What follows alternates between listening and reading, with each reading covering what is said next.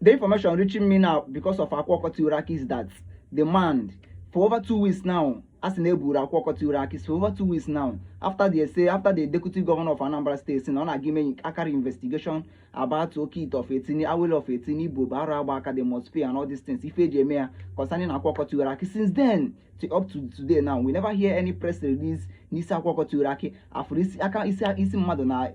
Okite, the answer is no. For you, this thing, Okite, the answer is no. They never tell us anything concerning Akwa Turaki.